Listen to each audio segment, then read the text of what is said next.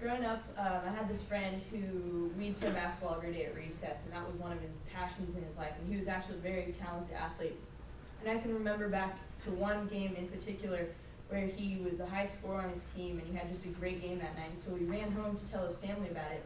And his mother shared in his excitement, which was great, but his father proceeded to tell him about how many missed shots and turnovers that he had, and from that night on, he hasn't touched a basketball because of the disconfirming messages sent from his father that discouraged him so greatly.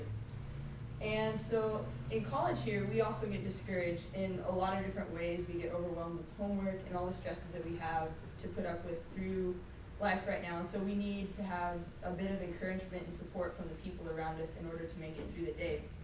So I'm going to tell you some different ways that we can offer the encouragement and support to other people in order to get through the necessary things that we have to do every single day. According to Mimi Wycliffe, a graduate of Denver Seminary, she says that disconfirming messages lead to emotionally and psychologically dysfunctional communication and families. And so therefore, you should use confirming messages with your family. I'm going to talk to you about two main things. One is going to be disconfirming messages and what they are, how we use them every day, how they cause damage, and how they are especially bad in families.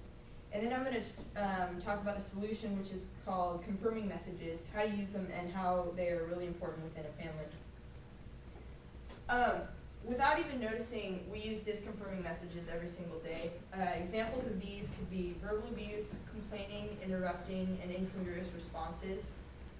Very often, a friend will come up and start talking to you and start telling you, oh, I don't feel good, or I just did really bad on a test. And a lot of times, often, with me even personally, my natural response is, oh, that's nice, oh, that's cool, because I'm not actually listening, and my response is not congruent to what they are saying and how they are feeling. So that is one example of a disconfirming message that we use every single day. They also tend to cause damage within people.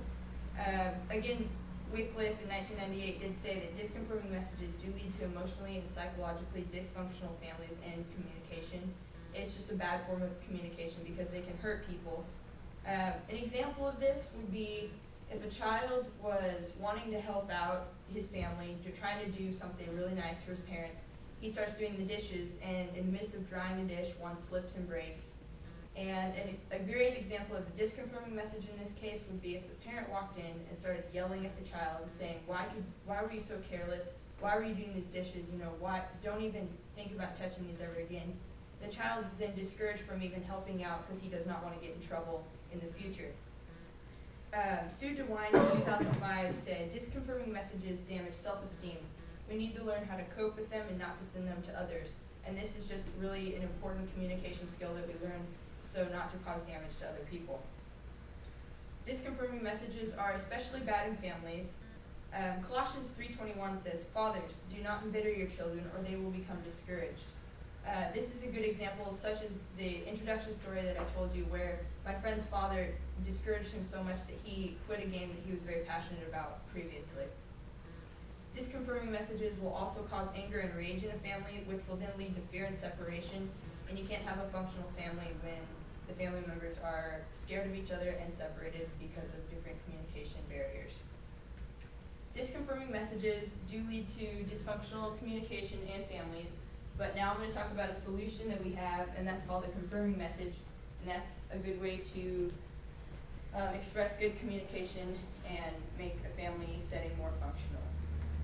Confirming messages are anything that will encourage you or value or support the speaker. So as a listener, different ways to use confirming messages would be to use active listening skills, encourage that person, or use constructive criticism.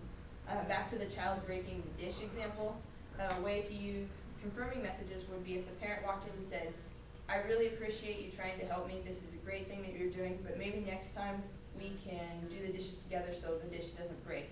That way the child feels appreciated and like he was doing something good and something accidentally just happened, and he will be more encouraged to help out in the future. Hebrews 3:13 says that we need to encourage and uplift one another in everything that we do. And so by using confirming messages, this would be a great way to fulfill what God has asked us to do. Confirming messages within a family are very important because they encourage people rather than discourage people. A personal example of mine is growing up, my father was very anal about getting the house clean and wanting everything to be spick and span up to his standards. And rather than asking me and my siblings for help, he would complain and sit there and say how he was the only one who cared about the house, and he was the only one who ever did anything to clean the house. And that highly discouraged me and my siblings to even do, pick up our rooms or anything because of his disconfirming messages that he was sending us. So now you know what a disconfirming message is, how we use them every day in everything that we do, how they cause damage and why they're especially bad in families. But then there's also that solution, which is a confirming message, and how to use that in a family. You should use confirming messages within a family. And I hope that through this you now have a way that you can send encouragement and support to everyone around us, because we all need that encouragement and support to get through classes, college, and life in general. And had my friend's father use confirming messages with my friend, he probably would have gone on to play basketball through high school and through college, because that's just a gift that God had given him.